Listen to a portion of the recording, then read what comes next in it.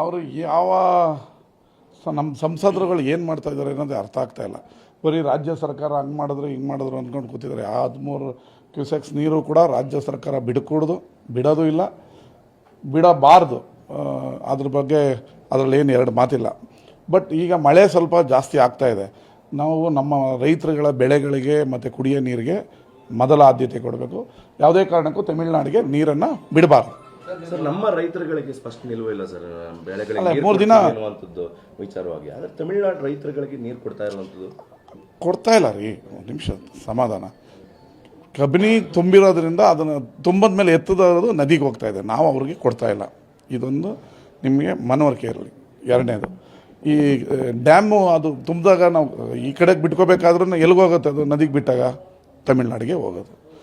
ಆಯಿತು, okay, 3.5 cusecs TMC ಹೋಗಿದ್ರೆ well ಅಂದ್ಕೊಂಡು. ಈಗ 12,000 ಕ್ಯೂಸೆಕ್ಸನ್ನು ಯಾವುದೇ ಕಾರಣಕ್ಕೂ ಬಿಡಬಾರ್ದು. ಬಿಟ್ಟರೆ ನಾವು ನಮ್ಮ ಸರ್ಕಾರದ ವಿರುದ್ಧನೇ ಹೋರಾಟ ಮಾಡಬೇಕಾಗ್ತದೆ. ರೈತರ ಪರ ನಾವು ಯಾವುದೇ ನಾವು ರೈತರ ಜೊತೆ ನಾವು ಕೂಡ ಹೋರಾಟಕ್ಕೆ ಇಳಿಬೇಕಾಗ್ತದೆ. ಅದು 2-3 ದಿನ ಟೈಮ್ ತೊಗೊಂಡವ್ರಲ್ಲ, ಹೇಳಿದ್ರಲ್ಲ ಅವ್ರೂ. ಇದು ಪವರ್ ಮೀಟಿಂಗ್ ಮಾಡ್ತೀನಿ, ಒಂದು 3 ದಿನ ಟೈಮ್ ಬೇಕು ಅಂತ ಹೇಳಿದರೆ 3 ದಿನ ಟೈಮ್ ಕೊಡದೇನೆ ನಾವು 2 ದಿನ ಆಗ್ಬಿಟ್ಟು 3 ದಿನ ಕೊಡದೇನೆ ಮಾತಾಡಿದ್ರೆ ಸರಿಯಲ್ಲ. ಸರ್, ರಾಜ್ಯ ಬಂದ್ ಕೂಡ ಕರೆ ಕೊಟ್ಟಿರುವಂಥದ್ದು ಸರ್ 13ನೇ ತಾರೀಕು. ಕನ್ನಡ ಹೋರಾಟಗಾರರು ರಾಜ್ಯದ ನೆಲ ಭಾಷೆಗಳು ಬಂದಾಗ ಅವ್ರ ಹೋರಾಟ ವ್ಯಕ್ತ ಮಾಡೋದು ಅದರಲ್ಲೇನು ತಪ್ಪಿಲ್ಲ ಅಂತ ನಾನೇನು ಭಾವಿಸ್ತೀನಿ.